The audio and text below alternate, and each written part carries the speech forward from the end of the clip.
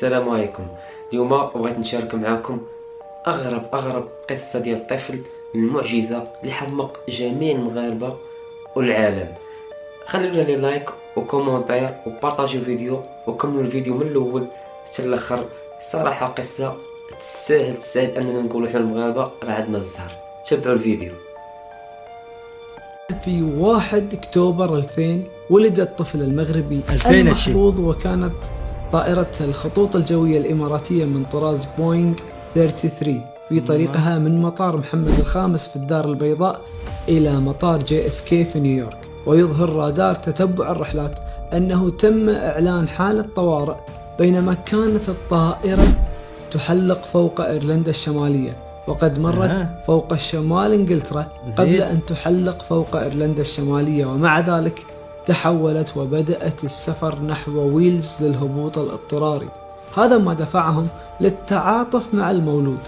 حصل هذا الطفل على جنسية كل البلدان، بريطانيا وإيرلندا وأمريكا التي مر بها، وجائزة سفر على متن شركات الطيران مجانا طوال حياته. وانت ما شاء الله قل لنا عن حظك. ما تخيلوش ان هذا الطفل معجزه شحال عنده ديال الزهر.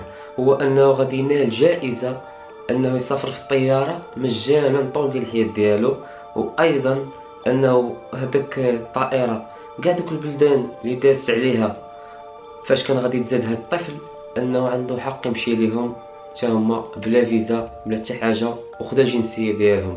كيفاش بدات هذه القصه؟ بقاو مع الفيديو. هو انه واحد الطائره اماراتيه 33 بوينغ كانت غاده من مطار محمد الخامس الى نيويورك. هنا فين غتوقع المفاجاه. كانت غاده الطياره ملي قربت لايرلندا الرادار ديال التتبع ديال الطياره يعني اعطى اعلان حاله طوارئ. الدري المغربي يعني حصل على واحد التعاطف كبير وتعاطفوا معاه وعطاو جنسيه لكل البلدان ديال بريطانيا وايرلندا وامريكا، وعنده جائزة سفر على متن شركة طيران مجانا طول الحياة ديالو. في الاخر كيقول لك حنا المغاربة ما عندناش الزهر. حتى خويا حتى هو مغربي عنده الزهر، يعني عنده جائزة ديال الطيران طول ديال الحياة ديالو، ومع ذلك عنده انه هاد البلدان اللي تسمى فوقهم الطيارة يدخل ليهم مجانا وعنده الجنسية ديالهم، يعني بحال تزاد فيهم كاملين. يعني حنا المغاربة الصراحة راه عندنا الزهر ماشي ما عندناش الزهر. اش بان لكم اخوتي في الكومونتيرات؟ قولوا لي الناس نتوما شي حاجه وقعت لكم في الحياه ديالكم بحال ما هكذا. شاركوا معنا في الكومونتيرات شي حاجه يعني عندكم فيها الزهر وقعات، ربحتوا شي مبلغ كبير ديال الفلوس او لقيتوا شي بسطام عامر فلوس. شاركوا معنا الاراء ديالكم في الكومونتيرات خوت. وما ديال القصه اللي بغيت نشارك معكم اليوم ديال الطفل المغربي صراحه معجزه والله الا معجزه. ان يعني هادشي كيوقع في العالم 1% كنظن. المهم شاركوا معنا القصص ديالكم باش نعرفوا واش حنا عندنا الزهر ولا غير هاد الطفل هو اللي عنده الزهر.